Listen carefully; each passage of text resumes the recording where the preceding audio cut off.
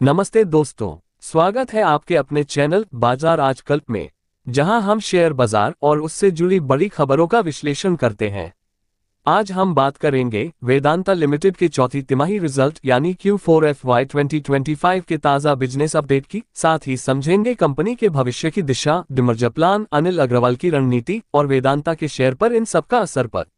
Vedanta limited एक प्रमुख भारतीय बहुराष्ट्रीय कंपनी है जो धातु, खनन, तेल, गैस और ऊर्जा क्षेत्रों में सक्रिय है। कंपनी का मुख्यालय मुंबई में स्थित है और यह zinc, aluminium, copper, iron, steel, तेल, गैस और ऊर्जा उत्पादन में महत्वपूर्ण भूमिका निभाती है। चौथी तिमाही 2025 का वित्तीय प्रदर्शन। वेदांता लिमिटेड ने कल बाजार बंद होने के बाद चौथी तिमाही यानी Q4 FY 2025 के नतीजे जारी किए हैं। इस तिमाही में कंपनी का समेकित शुद्ध लाभ 27% घटकर 1,369 करोड़ रुपए रहा, जो पिछले वर्ष की समान तिमाही में 1,881 करोड़ रुपए था। परिचालन से होने वाली समेकित आय 6% घटकर 34,937 करोड़ रुपए रही, जबकि पिछले वर्ष 37,225 करोड़ रुपए थी। पूरे वित्तीय वर्ष 2025 में वेदांता का समेकित राजस्व 2% घटकर 1,41,793 रुपए करोड़ रहा, जो पिछले वर्ष 1,45,404 रुपए करोड़ था। शुद्ध लाभ में भी 60% की कमी आई, जो 10,574 करोड़ रुपए से घटकर 4,239 करोड़ रुपए हो गया। पूरे वित्तीय वर्ष 2025 में कंपनी का शुद्ध लाभ 60% गिरकर 4,239 करोड़ रुपए रहा, यानी कि यह वर्ष वेदांता के लिए मिला जुला रहा। कंपनी ने कहा कि उसने एल्यूमीनियम और जिंक प्रोडक्शन में अच्छा प्रदर्शन किया है, जबकि आयरन और स्टील, ऑयल एंड गैस और पावर सेल्स में भी मजबूत ग्रोथ दर्ज की है।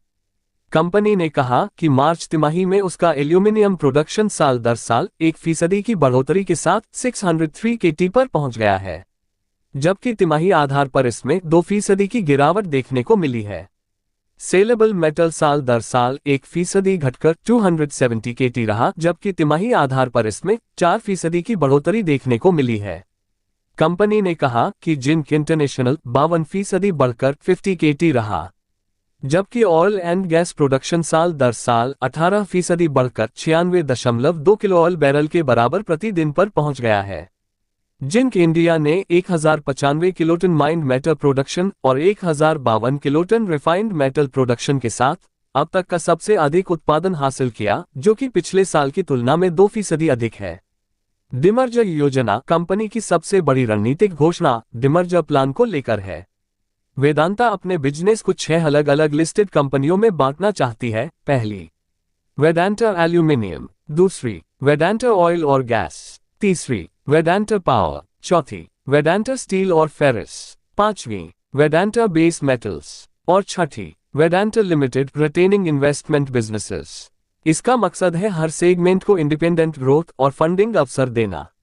निवेशकों के लिए यह एक बड़ा अवसर हो सकता है, क्योंकि इससे पारदर्शिता और वैल्यू अनलॉकिंग की संभावना बढ़ जाती है। ग्लोबल विस्तार और निवेश योजना। वेदांता आने वाले 3 वर्षों में $20 बिलियन के निवेश की योजना बना रही है। ये निवेश aluminium, zinc, iron, copper, steel, oil and gas और एनर्जी सेक्टर में किया जाएगा। इसके अलावा कंपनी अपने पावर पोर्टफोलियो को दोगुना करने की योजना में है और न्यूक्लियर एनर्जी व ग्रिड डिस्ट्रीब्यूशन में भी कदम रख रही है।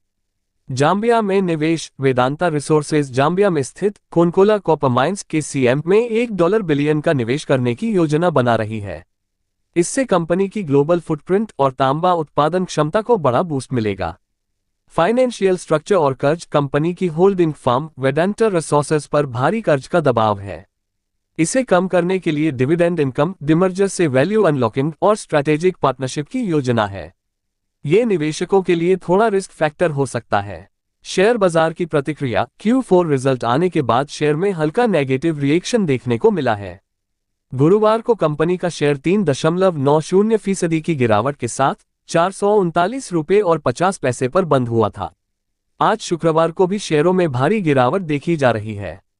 436 रुपये और 70 पैसे पर कारोबार प्रारंभ हुआ। दिन में 398 रुपये और 436 रुपये और 95 पैसे के बीच कारोबार किया है और मार्केट का अंतिम कारोबार 38 रुपये और 5 पैसे यानी 8.66% नीचे गिरकर 401 रुपया और 45 पैसे पर बंद हुआ। इसका 52 सप्ताह का उच्चतम स्तर 526 रुपये और 95 पैसे और निम्नतम स्तर 305 रुपये और 95 पैसे है। पिछले एक साल में कंपनी के शेयर में 1.61% की गिरावट देखने को मिली है, जबकि 5 साल में अपने निवेशकों को 537.26% का मल्टीबैगर रिटर्न दिया है। मूल्य में गिरावट के बावजूद डिमर्जर प्लान और एक्सपेंशन रणनीति ने लॉन्ग टर्म निवेशकों को उत्साहित किया है। ब्रोकरेज हाउसेस का कहना है कि यदि कंपनी अपने डेब्ट को सही दिशा में कंट्रोल कर पाती है और ग्रोथ प्लान्स को जमीन पर उतार पाती है, तो वेदांता में लंबी अवधि का अच्छा पोटेंशियल है। किसी भी एनालिस्ट ने बेचने को नहीं कहा है। भविष्य की संभावनाएं। वेदांता की विस्तार योजनाएं दर्शाती हैं कि कंपनी प्राकृतिक संसाधनों के क्षेत्र में अपनी उपस्थिति को मजबूत करने के लिए प्रतिबद्ध है। यदि ये योजनाएं सफल होती हैं, तो वेदांता न केवल अपनी उत्पादन क्षमता बढ़ा सकेगी, बल्कि वैश्विक बाजार में अपनी प्रतिस्पर्धात्मकता भी सुधार सकेगी। कंपनी की विस्तार योजना। वेदांता लिमिटेड ने अगले 3 वर्षों में विभिन्न क्षेत्रों में $20 बिलियन के विस्तार की योजना बनाई है। इन योजनाओं में zinc, aluminium, copper, iron, steel, तेल, गैस और ऊर्जा क्षेत्रों में निवेश शामिल है। कंपनी इन परियोजनाओं के लिए एक वैश्विक साझेदार की तलाश कर रही है।